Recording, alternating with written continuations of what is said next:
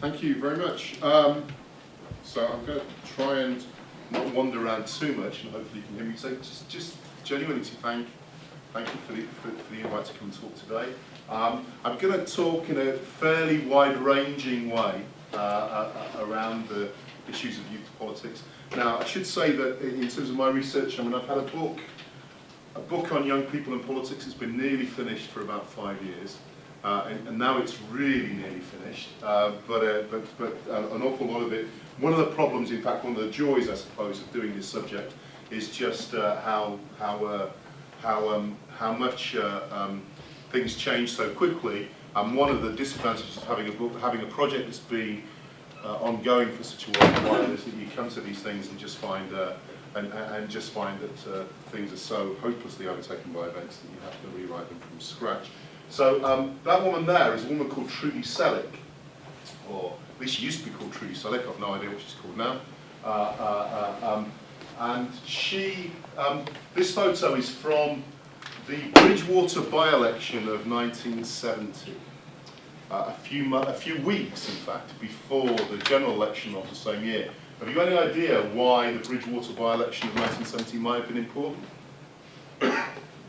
Wasn't important in any other regard, right?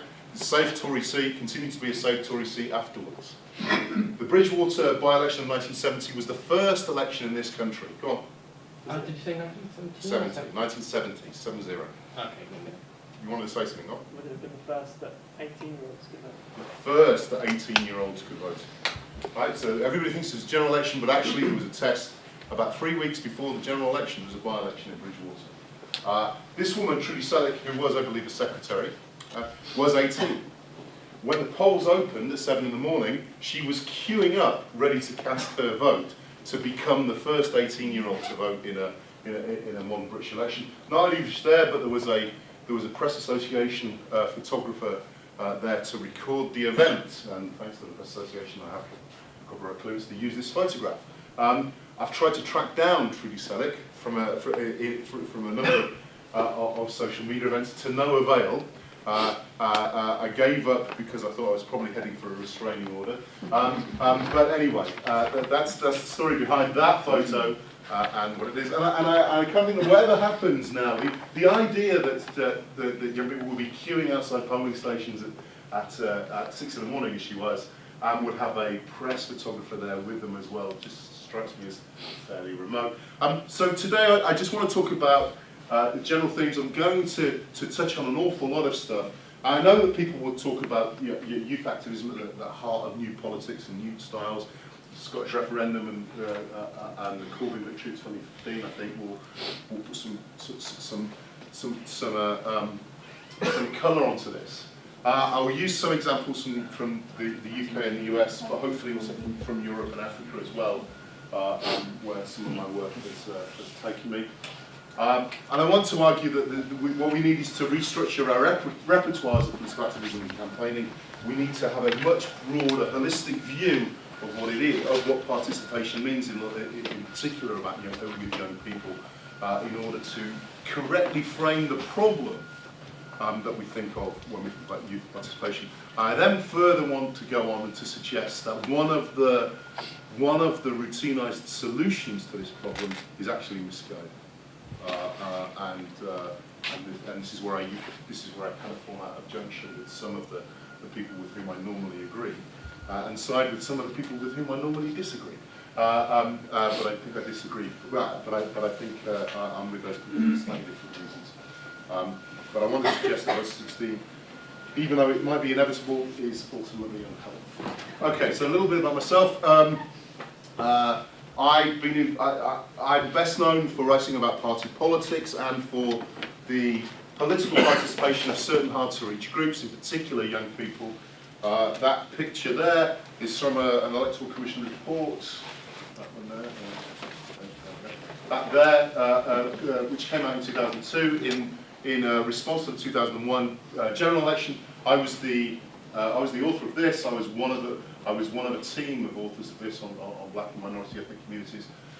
These were heavily downloaded in the days when the Electoral Commission used to commission original research and reports.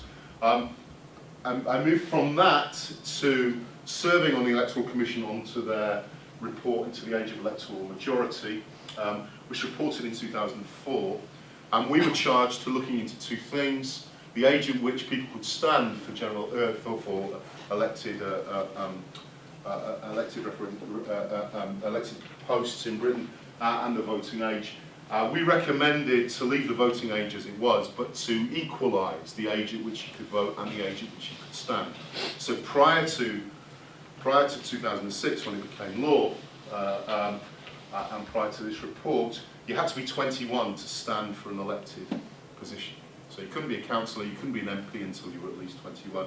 We thought, well, if you were good enough to impress political party to adopt you as a candidate, you ought to be good enough to try and impress the electorate as a whole. And as a consequence of that, a law change came in which did and bring down the minimum age of candidature to 18. And there are a whole host of councillors up and down the country who owe their position to me. I hope their cheque is in the post. Well, to me and a small team of electoral commissions. And of course, somebody who you may be aware of, Mary Black, the SNP MP, became an MP at an age that prior to that law change she wouldn't have been allowed to stand. Okay. And then the next is just a holiday snap from a 2008 thing during the Obama campaign, just how young people were attracted by various advertising. Okay, so one of the things I want to start with is kind of an apologia really, is that people like me are going to say that political engagement and political participation of young people, it's about much more than just voting. Okay? And I want to make that clear from the start, right? But then we'll go on to talk an awful lot about voting, and in particular, I think part of the problem with the entire frame of reference for the subject is that we'll come back to talk about voting. I'm going to zip through this very quickly, but here we have percentage of turnout at general elections in Britain since 1929. Any idea why I start there? You could go back to 1832, or could go back to 1708, but 1929 is, yeah, go on. Yeah, women, right. It's the first general election where men and women had the vote in equal measure, right? So women got the vote in 1918, but not on equal terms. It was then extended in 1928. 1929 is the first general election where men and women got the vote in equal measure. So that strikes me as the logical starting point. And what we see from turnout, and turnout is a proportionate measure. Turnout is defined as that, in the British case, that proportion of the registered electors who actually cast a vote. So if you're not on the register in the first place, then you're not going to count in these statistics. And now some countries use something called the voting age population, which is an estimate of how many people should be on the register, and then give you a turnout figure based on that. That strikes me as a much more healthy statistic. But we tend not to use that. But what we see is that forever and a day we get a kind of bumbling along between 70 and 80%. Around about 3/4, 4/5 of those on the register tended to vote until 1997, which is the landslide election of Tony Blair.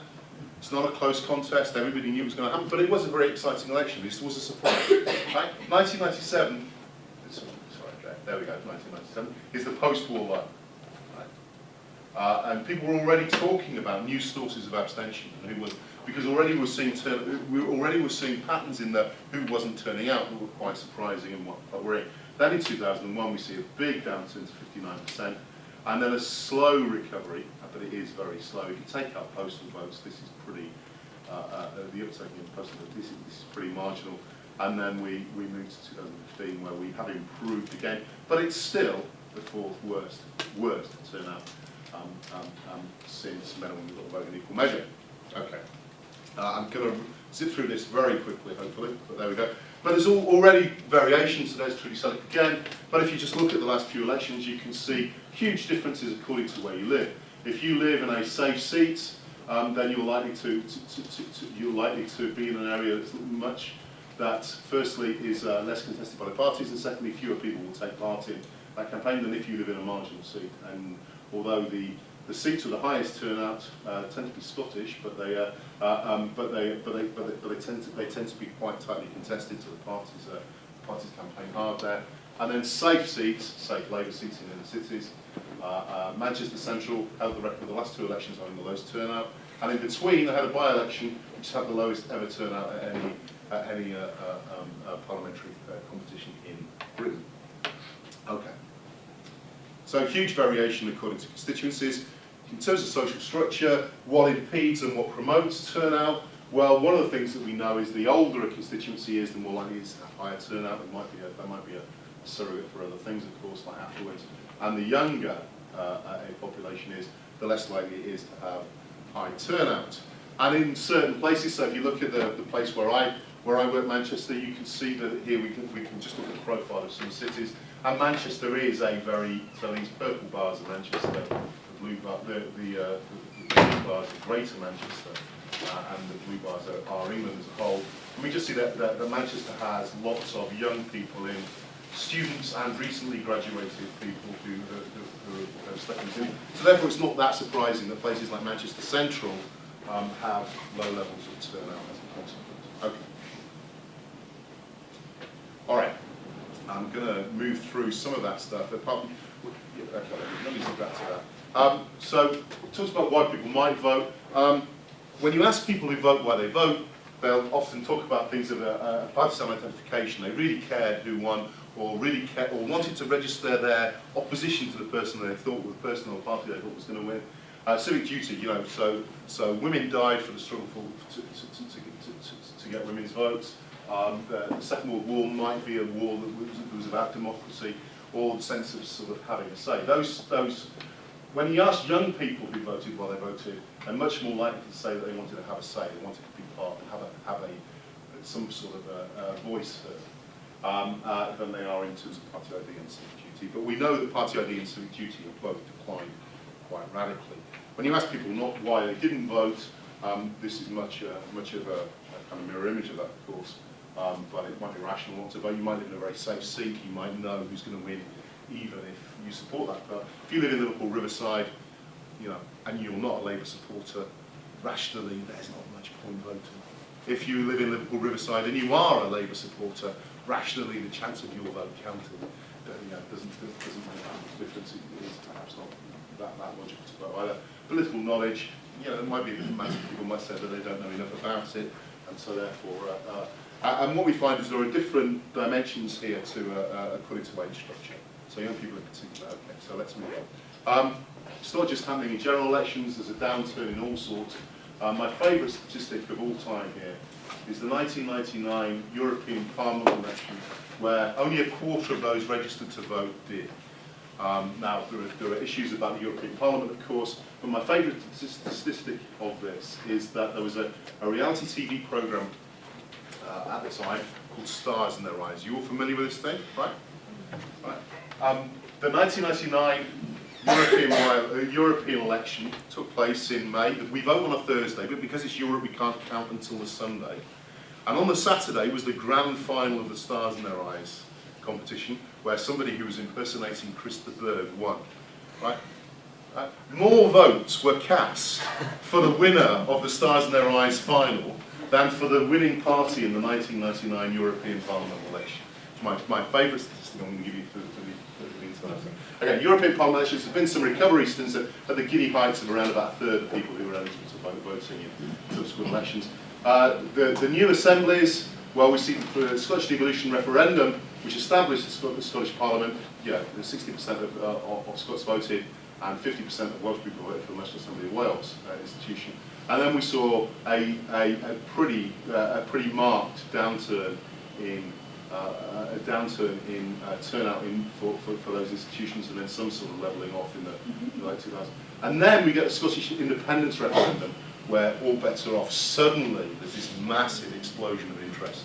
85% of those registered to vote, and that might be a game changer. And certainly, it looks like turnout in general elections slightly higher in Scotland than it was in the West. But there we go. Okay. By age group, I can now this is using BES data, British Election Survey data, and it runs up to 2010. We do have data for 2015 on this, but at the moment I just want it to be cleaned a bit because the problem with the current BES is that, like lots of the polls, it over reports turnout. So your chance of being in the BES panel and your chance of actually voting seems to increase your chance of voting. But what we have is that there have always been gaps according to age in your propensity to vote and not, and we know that there's been a downward trend, but actually that gap has widened, and I'll just show you this is using Mori data. So usual caveats about opinion polls, but it does show. And so the blue line is the 2010 general election. So 18-24s, just over half of them voted. 25s to 34s, about 55%, and until you get to 65s pluses who are the most likely to vote. 2015, that was even more marked. So 80% of those over 65 voted in 2015. Whereas it's kind of 43% of those 18 to 24-year-olds. Those people who you'd hope to be would be first-time voters. Okay. Now, of course, some of the people who are in this category here might be in this category here, so they're not necessarily the same people, but there's to tell you something dynamic. Okay, I'm going to move on a little bit. And the first thing to say, perhaps, what I should have started with. Firstly, it's not always clear to me what we mean by youth. When we're talking about young people, what is our definition? Children, teenagers, adolescents, young adults, and some of the literature, some of the fledgling literature on this, really does talk in very broad terms about people under 30 as though they have a single existence and can be talked about as a homogeneous group. I want to question some of that, and in fact, much more of the recent literature does do that, and in fact, some of the research that's currently being done on millennials, for instance, says that there are real changes in quite small cohorts. I also just want to point out, which I'll do very quickly, that in terms of popular discourse, there's something very emotive about the term about youth. So a couple of quotes from Russell Dalton, which I'll leave up there. And then I've highlighted in red something which I think is important. Political participation can be habit forming, and this is an argument to begin that habit early in life. I guess fairly non-controversial, almost everybody would agree with it, but you also have to look at the other side of that coin. If participation can be habit forming, then so might be abstention. And the earlier you give people the opportunity to opt out of politics, that too might also be something that becomes a habit that is formed. And one of the interesting things about some of this stuff is, of course, that people can interpret that data very differently. But let me move on. Okay, a demographic challenge. We're familiar with the British context. It's not always the same. So in Britain, there have been now many more people over 16 than under 16 for quite a while. So so there's lots of talk about the vote with the power of the grey vote, for instance, and the notion that it's logical for political parties to go after pensioners and ignore young people because young people don't vote in the way that pensioners vote, and so therefore you get policy implications of the type of gap in participation I was talking about. But it's also true that across the world, 50% of the local population is under 30. In Uganda, for instance, more than three quarters of the population is under 30. I was in 2009. I was an election observer in Mozambique, and I was sent there by the Commonwealth because the Mozambican electorate is so young in terms of being under 30. I was struck when we heard evidence from the youth organisations that they didn't look any different from the youth organisations of South Africa or of Canada or of Britain, in the sense that they were saying exactly the same things. They were saying that politics is an old man's game, and we're organised out at the everyday level of politics. Now, the difference with Mozambique was if the youth of Mozambique had actually voted, in large numbers, they would have had the power to have changed that system, but they didn't feel that it was a game to which they were invited, and so therefore it kind of became entrenched despite the demographic, the changing demographics. All right. And then an awful lot of time has been spent in recent years talking about youth rights and child rights, and I just want to point out that sometimes laws have been made, so particularly I've done a lot of work in Eastern Central Europe, former Yugoslavia and other areas. Former Yugoslavia, for instance, there seem to be youth laws in every country, they're applied in different places, so the definition of where you are a young person is different in Kosovo to it is in Bosnia and Herzegovina, for instance, and Serbia and Montenegro. There are examples of youth laws to enshrine and encourage participation. In fact, to make youth participation a statutory requirement, but they don't. What is particular about this is often they're tied up with the ministries of youth and sport. But often they also seem to be working in the breach as much as in the observance. Let's put it that way. The UN Convention of the Human Rights of the Child assumes that childhood goes up to the age of 18, and that has repercussions for all the Okay, all right. Okay, and I just want to make a couple of points here about the emotive and symbolic issues around youth narratives.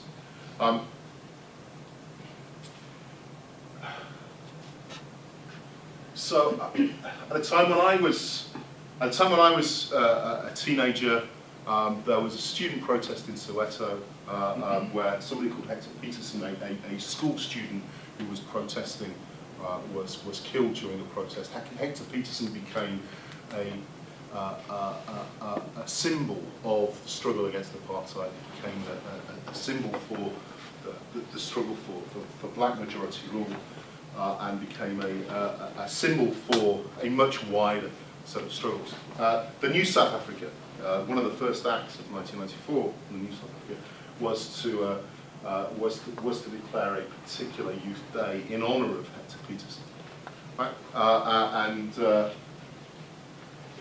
going to have here, somewhat outdated now, but the front page of the Daily Telegraph in 2011, talking about the death of a 13-year-old boy in Syria and how that was crystallising opposition to the Assad regime. Now, of course, Syria's moved on, but you'll have noticed that IS were using pictures of very young people for in order to in their own propaganda in order to give a certain political message. The Moldova 2009 Twitter revolution. Anybody familiar with it? Right, two things you need to know, right? It wasn't a revolution, and it didn't really use Twitter much, but it was in Moldova, and it was in 2009, and they did use Twitter a little bit, right? But basically, there was an election which was, to all intents and purposes, corrupt, and the wrong party really played the winner. And it was Moldovan youth who actually were at the forefront of protesting this result, took to the capital, organised, basically used text messaging in order to pass comments. Facebook was closed down by the authorities because of this, and very successfully put pressure on the authorities to actually come out and declare the election null and void, and they had a rerun. Right?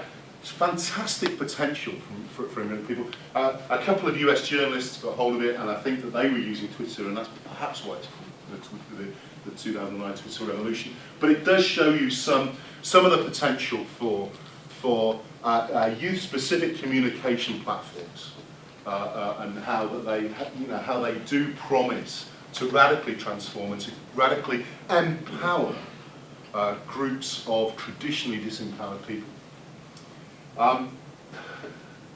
The slightly more depressing, although it might just, if you think about it, it might be entirely natural.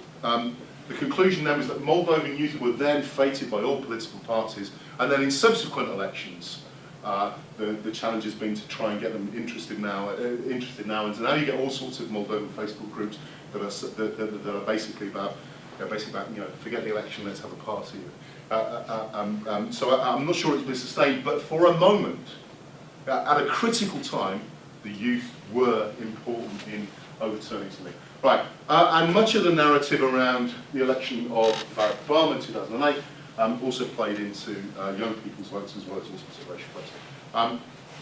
Sometimes I do this with video, but MTV have taken the video down from YouTube, so I'm just going to read it out. This is the MTV inauguration ball. I don't know if you remember this. 2008, Obama had a series of balls to celebrate his election. So January 2009, they have a series of balls when he finally becomes president. And the very first one of the night is the MTV Youth Ball, right? And they get, Kanye West is there, and there's all the, Fall Out Boy and all those sorts of things. First thing to say is that what struck me about it is just how white that audience were. But secondly, and if you search YouTube for Obama Youth Ball, you'll just see a million clips uploaded from these phones of them dancing. And you may have seen them dancing and not knowing what it is. But I thought I'd just read you that speech. So the crowd are shouting Obama, Obama, Obama. He comes on, says, "How's everyone doing tonight? I've been looking forward to this ball for some time, because when you look at the history of this campaign, what started out as an improbable journey where nobody gave us a chance was carried forward, was inspired, was driven by, was energized by young people all across America." Going to have to take a step back because the crowd are chanting, "Yes, we can, yes, we can." Do you remember how exciting all this stuff was? I can't tell you how many people have come up to Michelle and myself and said, I was kind of skeptical, but then my daughter, she wouldn't budge. She told me I needed to vote for Obama. Or suddenly I saw my son, he was out volunteering and traveling and knocking on doors and getting involved like never before. And so a new generation inspires previous generations, and that's how change happens in America. I just want to highlight one important rhetorical device that Obama's doing here. He's turning on its head that notion that we have about youth politics, about youth engagement. Because he's not saying that parents socialise young people into becoming active. He's saying young people socialise their parents into doing it. Right? Absolutely turning on its head that standard model of participation that we run with. Okay. Doesn't just happen in elections and campaigns, it's happening in service all across America. Young people getting involved in Teach for America, AmeriCorps, people teaching in schools and working in community organisations, joining the Peace Corps. And as this is broadcast all around the world, we know that young people everywhere are in the process of imagining something different than what has come before. Where there is war, they imagine peace. Huge round of applause for that. Where there is hunger, they imagine people being able to feed themselves. Where there's disease, they imagine a public health system that works for everybody. Where they imagine bigotry, he slipped up a bit there, they imagine togetherness. Okay. The future will be in your hands, and if you're able to sustain this kind of energy and focus that you showed on this campaign, I promise you that America will get stronger and more united, more prosperous, more secure. You're going to make it happen. Michelle and I thank you from the bottom of our hearts. God bless you. God bless the United States of America. They then start dancing to that to James, and huge applause again. Right now, I'm not, in all the rhetorical devices that you do in that campaign, perhaps one of the most overlooked, and I don't want to make too much of it, but I'd just say some of these organisations are some of the most middle-class organisations you can possibly imagine, right? And so, so the examples, Teach for America, AmeriCorps, the Peace Corps, are actually of the already engaged. They're not necessarily of the disengaged. And similarly, there's a debate in the US literature between Russell Dalton, who I've already quoted, and Martin Wattenberg, using the same data when they're talking about the activist generation and the citizenship in young citizens in the US, about how active they are, and whether Wattenberg says, if you look at Dalton's data, what he's really capturing are those students in American universities who are volunteering as part of their US college course, or high school students trying to buff up their CV so they can get into Ivy League colleges. All right, let's move on. Okay.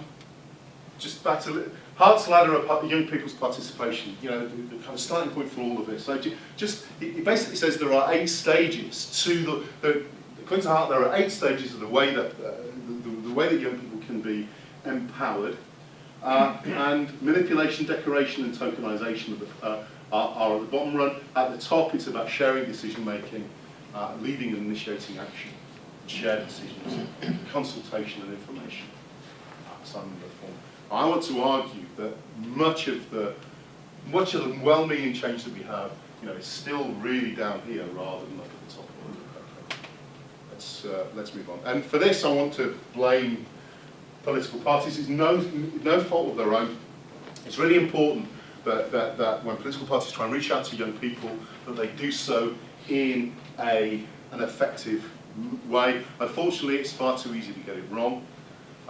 Typically, politicians aren't cool. Consequently, their attempts to appear cool are usually disastrous.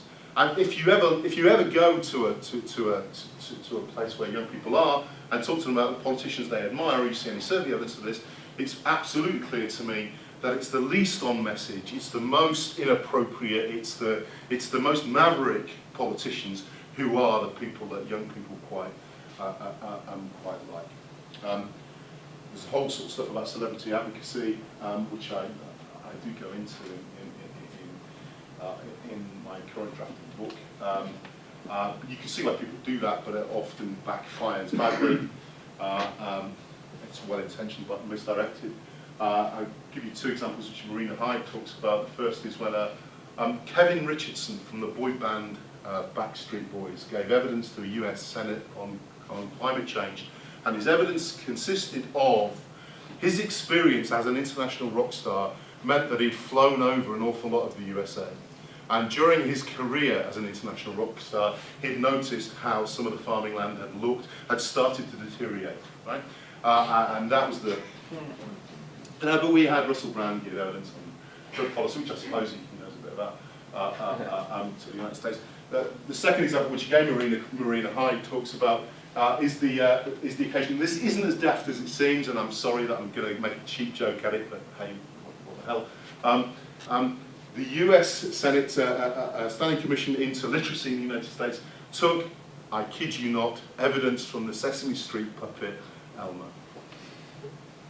And when the senators are asking questions, they're talking directly to the puppet and not to the person who's actually answering questions. Now, the evidence actually isn't that bad, but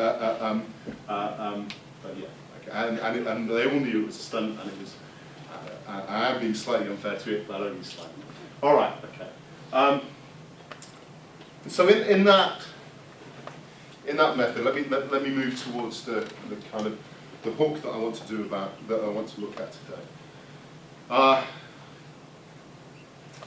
I want to say that I think one of the distinctions between young people and the rest of society is that interest in politics amongst young people is not normally interest in politics and participation patterns are not normally distributed. And young people in particular, there is a missing middle. So you have a kind of set of super engaged young people, and you have a set of super disengaged young people, but there are fewer people between those 2 poles than you would expect. They're not normally distributed. And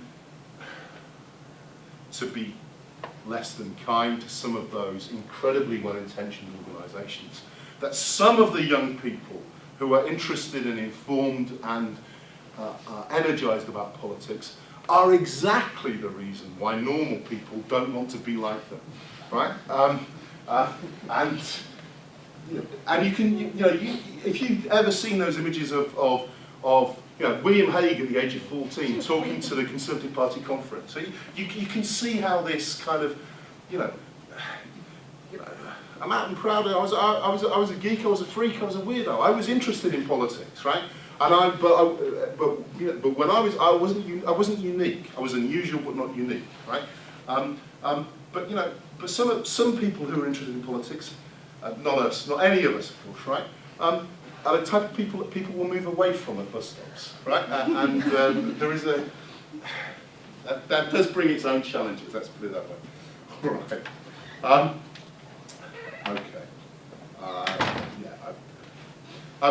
Rights of child, rights of youth. I've already touched on this, but I just want to reiterate a bit, right? Some of the hard, hard-won victories of the protection of vulnerable young people rights might, I think, I mean, some people think I'm overrating this, but I think there is something. Right?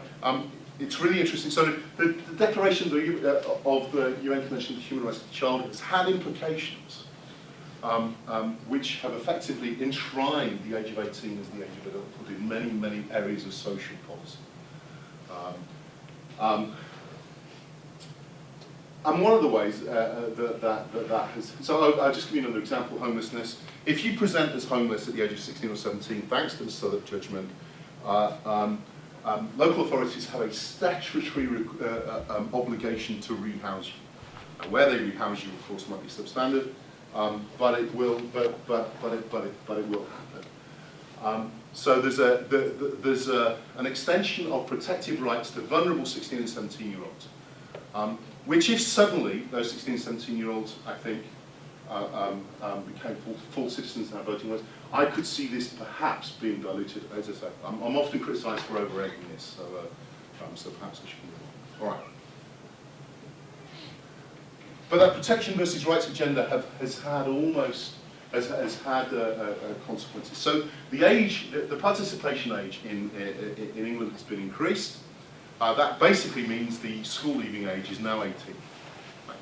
You can leave school at 16 to get a job, but that job has to be tied to formal educational qualifications. Right? And actually, nobody was leaving school at 16 anyway. Right? So this was just a recommend. It was just an admission of where we were. But the school leaving age, so you can't leave school at 16. Almost all the age-related rights are moving in the opposite direction, and I've got some examples. The age at which you can buy fireworks and cigarettes has increased to 18 in recent years. Tanning booths. You can't visit a tanning booth legally until you're 18. You can't get a tattoo legally until you're 18. You used to be able to do both of those things younger. I do think it's slightly amusing that some of the MPs that signed the early day motion backing the banning forbidding 16 and 17-year-olds going to tanning booths also signed the same different early day motion asking them to go to voting booths, but that's neither here nor there. When I was working for the Electoral Commission, I mean, we felt that some of the rights agenda that we heard fairly routinely was not really relevant. But we thought that there was a civic duty that was similar to voting, which was jury service. And indeed they are very alike because juries are picked from the electoral register. But if you want 16-year-olds on the voting roster, then would you also want them on jury service? And if not, then perhaps you might have questions about why not. All right.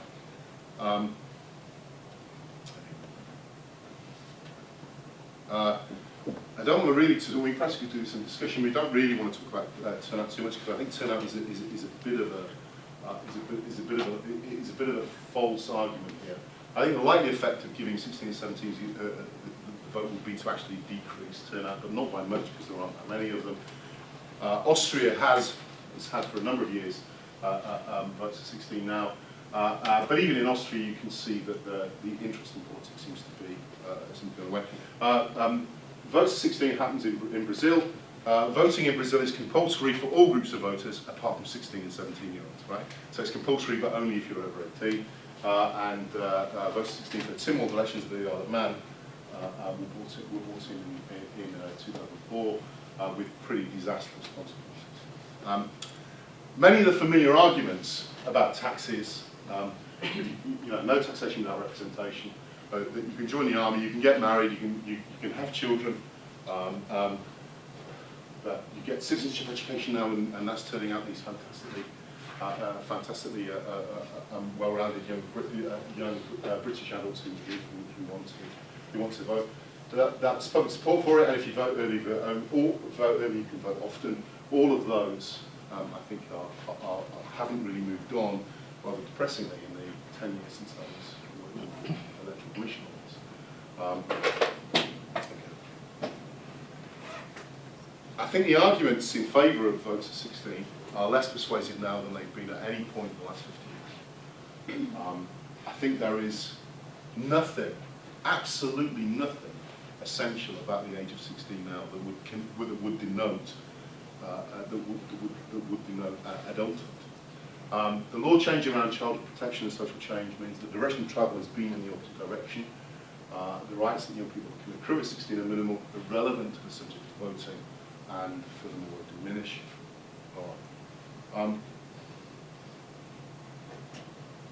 One of the age-related rights which has reduced, in fact virtually the only one that's reduced, is consensual sex. The age of consent for all forms of consensual sex in the UK is 16, with one important proviso, and that important proviso is that the person mustn't be in a position of trust over a 16 to 19-year-old. So, you can't be a teacher, you can't be a carer, you can't be somebody with a power of attorney. But I'm not convinced about the connection between lifestyle matters and voting rights anyway. But nevertheless, I think it's the one example of the UK law being relaxed in recent years in that direction. In almost every other regard, the movement's been in that direction. You're looking for a quote. This is from Andrew Adonis from Radio 4 Eastern Talk Series 2014, who said, given that 16-year-olds are judged old enough to leave home, to marry, to lead an independent life, and even join the army, it's hard to argue in the modern age they shouldn't also have to vote. And I like that phrase, in the modern age, because he wants to say things have changed, things have moved on. But actually, I want to take issue, in the time that I've got remaining, to every single one of these points. The independent lives, right, leaving home. Yes, you can leave home at 16, but you can't leave home in any meaningful fashion as an independent young person, because you require, only somebody over the age of 18 can legally sign the tenancy agreement. You're still dependent on an adult in order to leave home in a meaningful fashion. Empirically, very few 16, 17-year-olds leave home. According to the ONS in 2012, 90% still lived in parental homes. And make probably care about the Royal Institutional Institute about homelessness. So you can leave home, but in very limited context. Education, well, we've seen what's happened here. Actually, very, very few 16, 17-year-olds leave. Well, very few 16-year-olds leave education now, and in fact, you've now got to stay. Not only do you have to stay, and one of the less publicised areas of the Raising Participation Act, not only do you have to stay at school till you're 18, or in formal education till you're 18 now, if you fail, you have to continue taking English and maths, until you're 18. Right? So not only you're going to be forced to stay in, you're going to be forced to stay in to do certain subjects. But even before the law changed, 92% of 16 and 17-year-olds stayed on. Taxation, no taxation without representation strikes me as the best argument for giving younger people the vote. The problem is that, firstly, thanks to high tax thresholds and low youth wages, very few 16, 17-year-olds actually earn enough to qualify to pay for income tax or national insurance. Raising the participation age actually reduces the proportion of economically active and tax-paying 16 and 17-year-olds further. And of course, that phrase, no taxation without representation,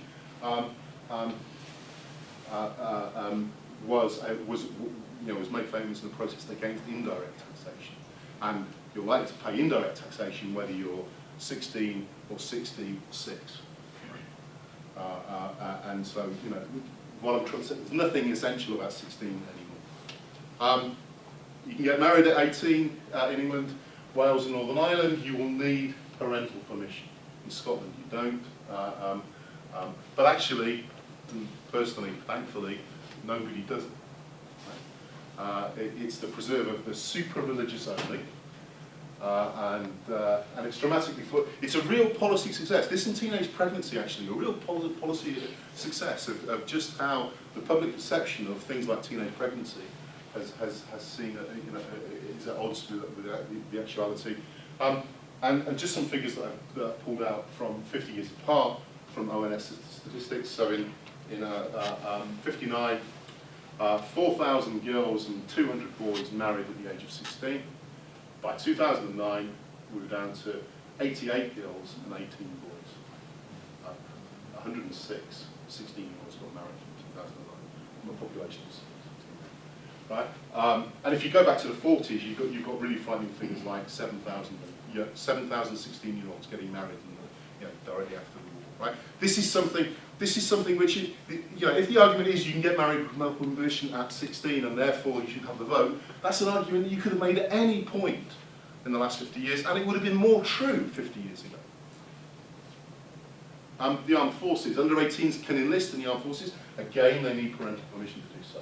But the UK signature of the protocol of the UN Convention of the Human Rights of the Child means that 16 and 17-year-olds are kept out of active service. It is simply not true, what you normally hear, that young people can fight and die for their country before they vote. It just is not true. Recruitment at 16 with parental permission continues with an obligation to serve until the age of 22. But this strikes me as a really good argument for raising the age at which you should be allowed to enlist in the armed forces, rather than a really good argument for lowering the age at which you should be able to vote in elections. I told you I was in danger of labelling the point on that, and indeed I have. Child protection in franchising 16, 17 might, that is in italics, might imperil some of those hard-earned rights.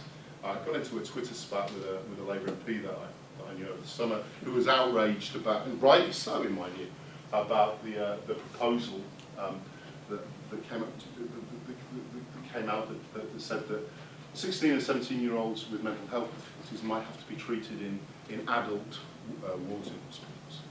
And I asked her pointedly whether she thought that was inconsistent with her view that they were full citizens and should have the right to vote.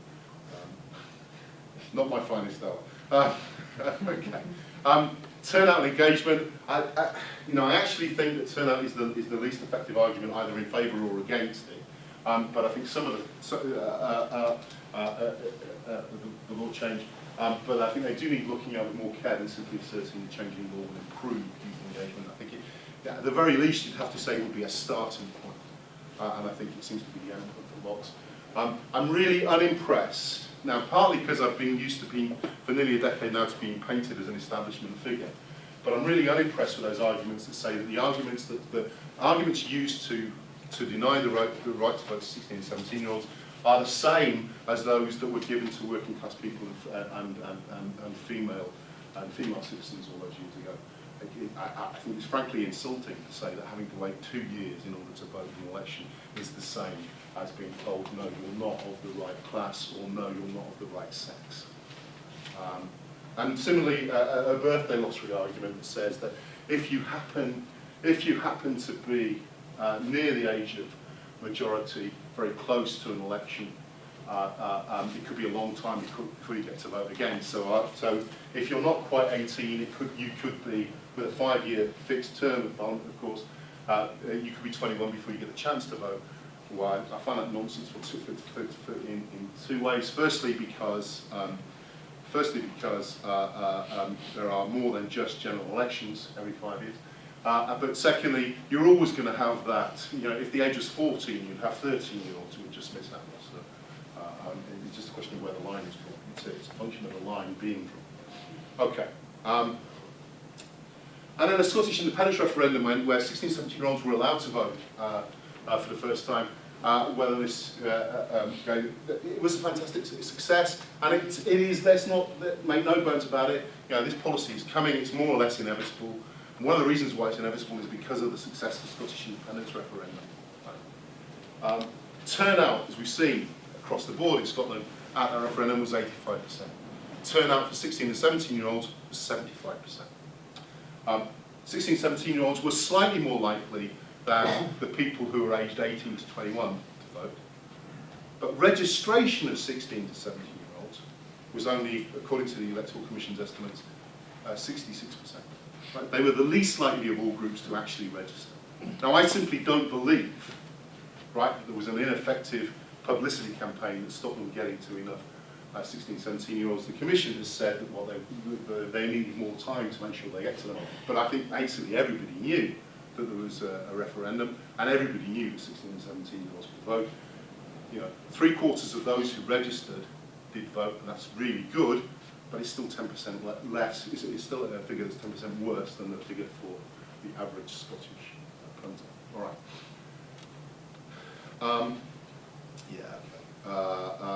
Evidence from Norway and from the Isle of Man to back that up. One of the arguments in favour of giving the vote to 16, Sarah Birch has recently talked about. I think she's kind of let the cat out of the bag here by saying that it might be easier because more of them live with their parents and attend school, and so that 16-year-olds are not a hard-to-reach group because we know where they are. Now, the logic of this I don't disagree with, but I think it's really important to dissect what she's saying here. She's not saying that 16-year-olds should be given the vote because they are independent, but precisely because they're not. Right? Now, Sarah's later work has gone on and come up with a policy proposal, right? Which is that voting should be compulsory, but only for one set of voters, first-time voters. Right? Now, that strikes me as intriguing, as a natural experiment strikes me as a fantastic idea. But in terms of a democratic statement, dragging along, forcing a single group of voters to participate is, I think, I think there's an argument for compulsory voting that I'd be willing to make, actually. But I think it has to be across the board, not just to certain groups. All right. Okay, and I'm going to finish up by just asking you. Right, here's a picture for comic relief, to be fair, of David Cameron and boy band One Direction. Yeah. Are they still going, or are they down to 3 or 2 or whatever? Anyway, okay. Conservative. No, right. But there's David Cameron with some youth. There's Ed Miliband with some youth, or with some. Shooting fish in a barrel, I know, right? But really curious thing about this, right? Is I would not blame Ed Miliband for going to talk to Russell Brand in order to, he's been roundly criticised for this, and people have said it was ridiculous. I actually think it was a really good idea to do. And I actually think getting the endorsement of somebody that had previously told people not to vote was actually a really good idea. I just think it would have been an even better idea had he done it before the date for registration of the general election had closed, right? So it might have actually had more effect. And even in the United States, there's much talk about how the youth vote are centrally important to the hopes of people like Bernie. But there we go. And there is Mary Black, she's 21 now, but she was 20 when she was elected, a politics student. Who unseated Douglas Alexander, so a leading Labour campaign manager of both the Scottish independence referendum for the Better Together campaign and also for the Labour Party, became the touchstone, became the symbol of the SNP wave and how they were definitely infusing a younger set of voters, but not just the younger set of voters, and I think that not just is important. I just want to point out one thing. This is a still from her maiden speech. Have you all known about the maiden speech? Right? The maiden speech is genuinely thought to have been one of the most effective maiden speeches you'll ever there's been in a modern parliament. It's been roundly praised for being very effective. But I challenge you to find me one article praising that speech that doesn't make particular reference to her youth, right? Now it strikes me, it's either a good speech or it's not, right? And so I don't see why it's a good speech because she's so young. Because after all, we changed the law so people could be by saying that, So, but every single endorsement of that speech talks about her youth as though it somehow makes it unusual. She's a remarkable woman. She will be a remarkable woman when she's 45. Right? She'll be a remarkable woman when she's 75. I don't get that. So I still think there's a kind of infantilizing about youth politics that hasn't gone away. And for that I want to say, just going to finish off by thinking about those pictures, I still think we're down here. young people manipulated, their decoration, their tokenised, rather than it being about shared decision making or leading and initiating action. I've talked for far too long in far short time. I'm going to stop there and maybe ask some questions. Thank you.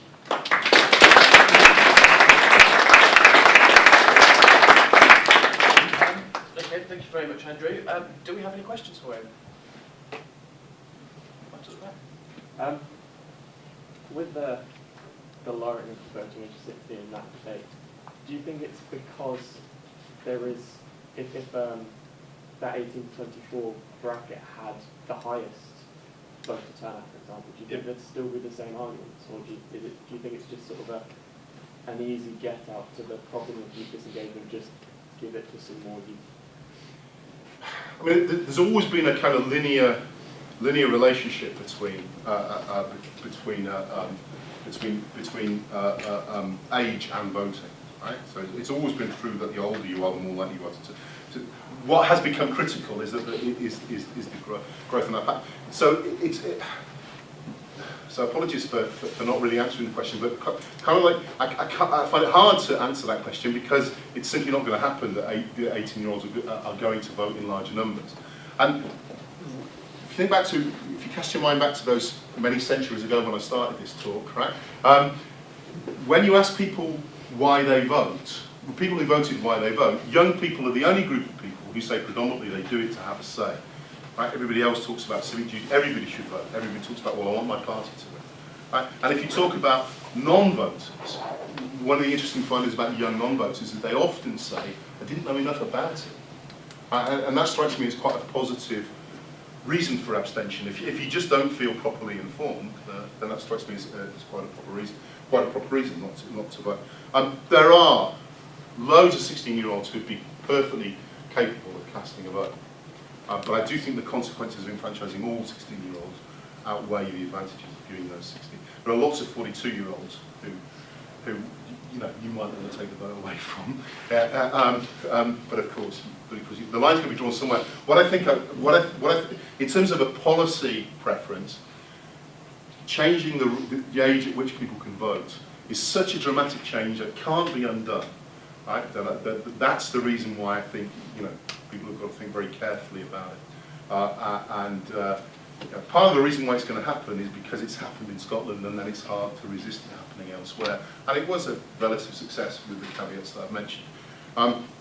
But let's never forget there is partisan advantage, right? If you read the Crossman diaries around about Harold Wilson's government and the decision to enfranchise 18-year-olds, it's clear that the Labour cabinet openly discussed the electoral advantage of having younger people voting. And it's also clear that some of the opponents of this policy are doing so on nakedly partisan terms as well. I hope that what I'm trying to do is to say that to many people my surprising opposition to this comes from a slightly different, more nuanced kind of way. Okay, gentlemen, just over the corner there. Yeah, I don't think you've mentioned a couple of points that have an influence on why youth don't get engaged. Yeah. One is that, going back a bit to my youth, that I got involved with politics in the workplace because there was trade unions in the workplace, so you could get involved via that. Another point is the first past the post system. It's not conducive to people voting if they live in an area where they know that their vote isn't going to count, whereas in a proportional representation system it might. So that's another discouragement.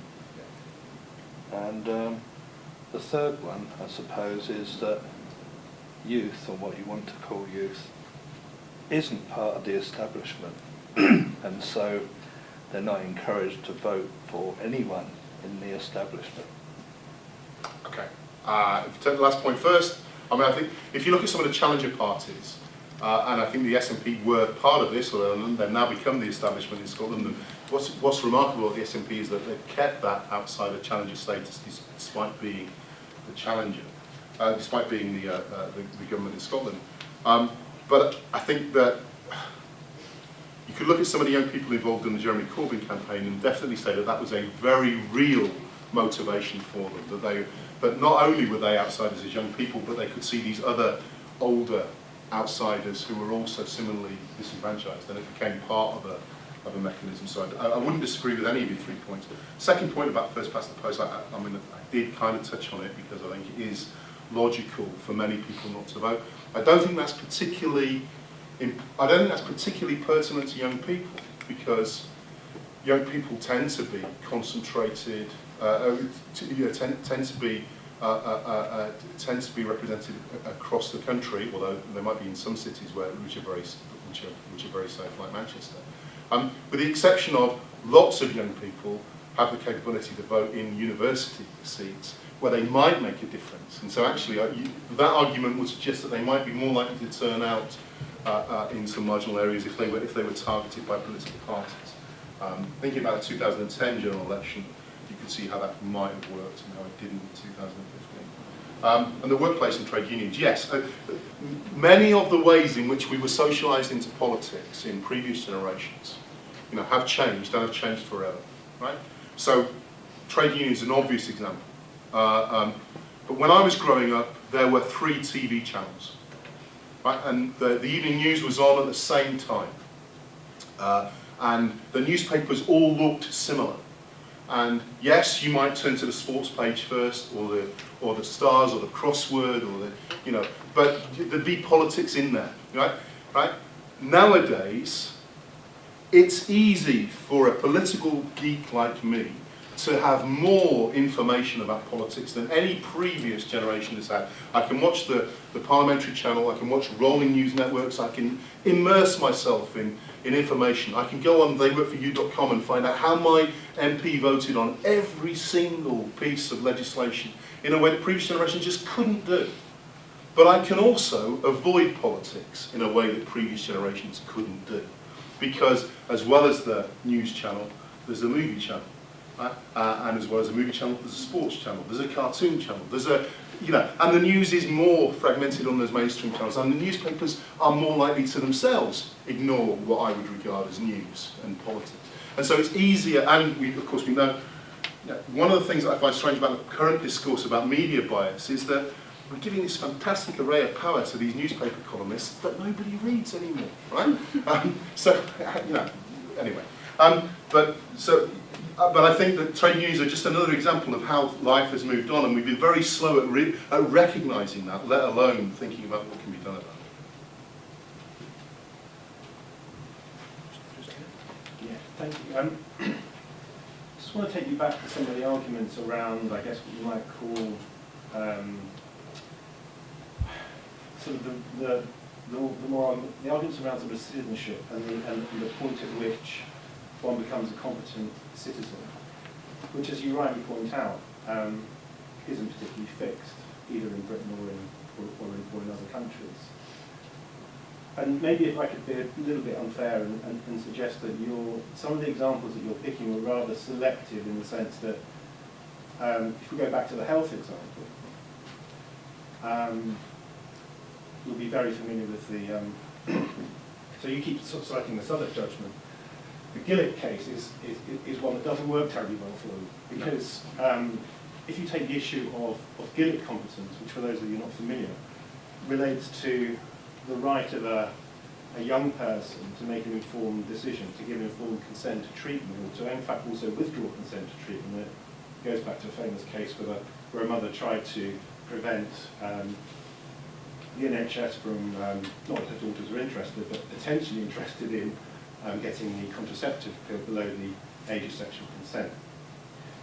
Now, it's long been established that if a young person can be demonstrated that they have the ability to make competent decisions about their lives, then they should be able to make decisions in their own right around the medical treatment.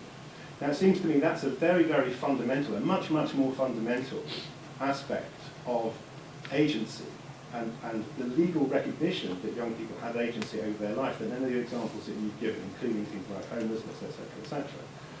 If that's the case, actually, I would say that rather than saying that we should give votes to 16-year-olds. What we should be focusing on is that, and I'll give you another quote, not the one from the Boston Tea Party, but one I hope you'd agree about, which is from the Disability Rights Campaign, which is, no decisions about us without us. So my question is, if you agree with that principle, yeah, and I think a lot of people in this room would agree with that principle, how can it be the case that laws and decisions can be taken about young people who are competent to understand the consequences of those laws, about how they affect their lives, should not be involved in deciding how those decisions affect them? In other words, Gillick should apply fundamentally to all decisions which affect young people's lives, not just medical decisions. And in that case, the onus is on governments and decision makers to actually say, no, you're not competent enough to vote, right? So it could be at 13, it could be at 12, it could be at 14. Because by that token, it's about how we as human beings who have competent agency should, in a democratic society, be able to decide who takes decisions on our behalf. And if it's good enough for disabled people to sort of make that argument in relation to their treatment and laws which are directed at them, why should it not be the case for young people? Okay. I don't actually disagree with that. Right? And yeah, you're right. I think informed consent it does run against the Southwark ruling. But I would say this, that in each and every case of the implementation of the Gillick case, you'll have a GP, you'll have some hospital official who will apply individually the test to that young person. Are they competent enough to do that? And I simply don't say, I mean, look, in an ideal Rawlsian deliberative forum, we could make that judgment about every single potential voter.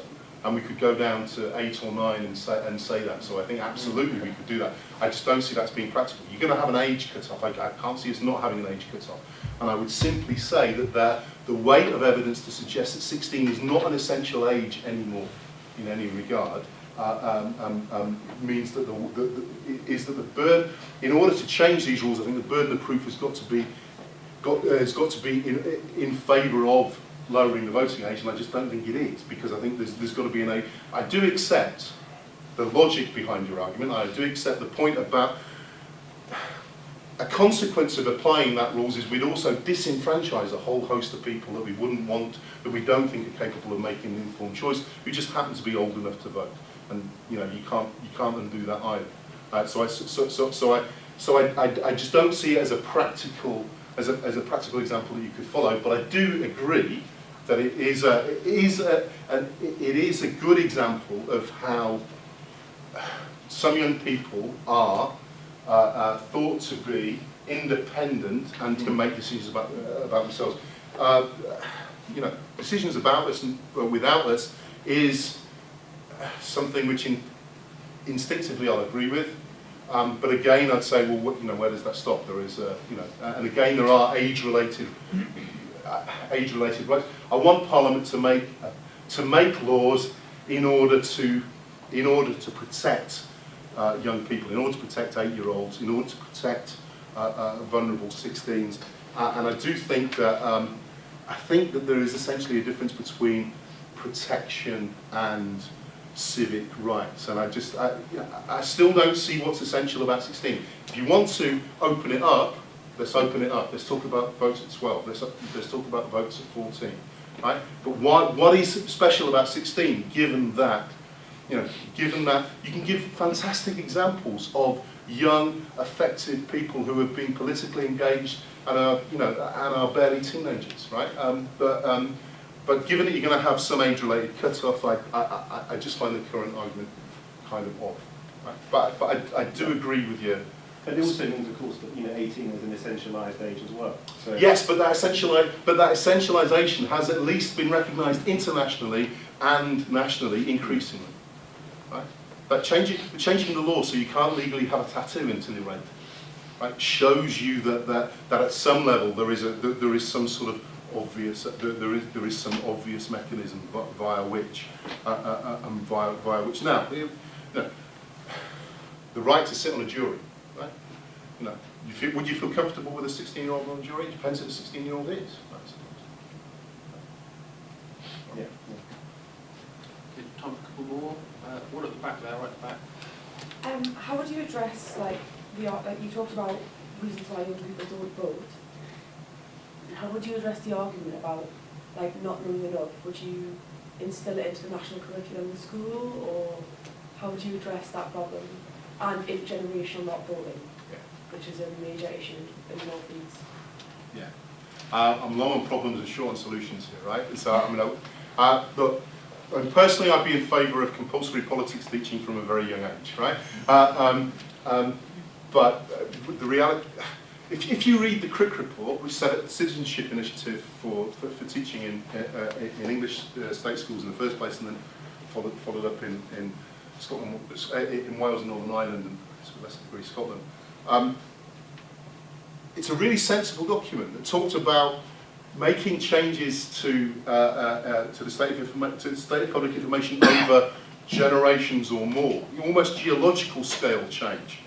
And yet, one of the real tragedies about citizenship education. Did you go to an English state school? So, do you mind me asking how old you are? 20. Right. So you had citizenship education, right? Right. One of the tragedies about it, right, is how many people who have had citizenship education don't realise that they've had it, right? Right? Because it's folded up into PSHE, or it's taught in form group, or it's the special. It's the special star days, or it's taught by a geography teacher who's got the short straw, you know. Or and if you go to the national curriculum, it's even worse now because it's now not protected in the curriculum. But the curriculum is the size of the phone book, and you go to the bit on citizenship, and it's about four or five pages long, right? And so it then talks about some of the mechanisms of politics, so how you'd write a petition, how you would, how the courts work, and that, and how councillors are decide on which days the bins go out and things like that. And it strikes me as that's not the type of thing that tend to enthuse people about the subject, right? And a way to enthuse people about the subject is to talk to them about real, live, controversial issues. So I think politics would probably be better than citizenship. However, an already crowded curriculum, it's really tough to see how you'd squeeze that into everything else that's got, my advice to any government in the education system is to leave it alone for a while and see what happens, rather, right? But I do think, however, and I would really not like to be that particular teacher who's held up in some of the British press for indoctrinating our kids. And so I do think that would be problematic. So my strong answer, in an ideal world, yes, I'd love there to be more. And I think, as it's sounding very grand about public intellectuals, but I think universities might have a role to play here in terms of going into schools and talking to them about politics. Yeah, just one there. Interestingly, you use like Bernie Sanders and stuff. I think. Do you think people, like younger people, are being lured into false hope? So he's been going on about free education for all, the mortgages versus student debt on a thing that's possibly not. You can't have collateral on a student loan or your degree, say. Do you think younger people are being lured in by false promise on both left and right? So I'm also seeing lots of support in the US for candidates like Ted Cruz or Donald Trump are also, they've got very young participants as well, and I mean we saw it with Corbyn, and I think we're also seeing it with people like Nigel Farage, who on the internet have become a meme. Do you think, the question basically is just, do you think younger people are getting lured in by false promises from both sides, that because they're just a bit younger, they've still got slight, rose-tinted glasses on? Okay, I was with you all the way to that kind of last bit there. So I don't think it's just young people that could be culpable. In fact, if you look at what's happened in East Central Europe right at the moment, if you look at the recent elections in Poland, if you look at the last two general elections in Hungary, you can see populist parties have grown and had support from disenfranchised, which has included young people, this included a whole host of other people as well. And yes, that's always got to be a problem, but what has to happen there is I think the established political parties and the established candidates have just got to front them out. And I think that one of the strangest things about the election of Corbyn, I don't want to talk too much about Jeremy Corbyn's successful election campaign, was just how nullified the establishment candidates were by Corbyn's campaign. How Andy Burnham and Ms. Kennel and Yvette Cooper just couldn't react to the momentum, using a loaded term, but to the momentum of the Corbyn campaign, because they looked like the problem, not part of the solution, and I suspect that that's part of the. But it wasn't just young people who were voting for Corbyn, it's a whole host of people who had maybe lost faith, or people who had stuck with the Labour Party thinking that they'd got to do a certain thing, and then they were being told it's okay to do what your instincts tell you. Yeah, I mean, there are, if Bernie Sanders were to win the nomination, were Bernie Sanders were to become president of the US, he would not be the first presidential candidate who had oversimplified campaign messages. No, I understand. Thank you then. Thank you very much for coming to see us, Andrew, across the Pennines. Very enjoyable. Thanks a lot.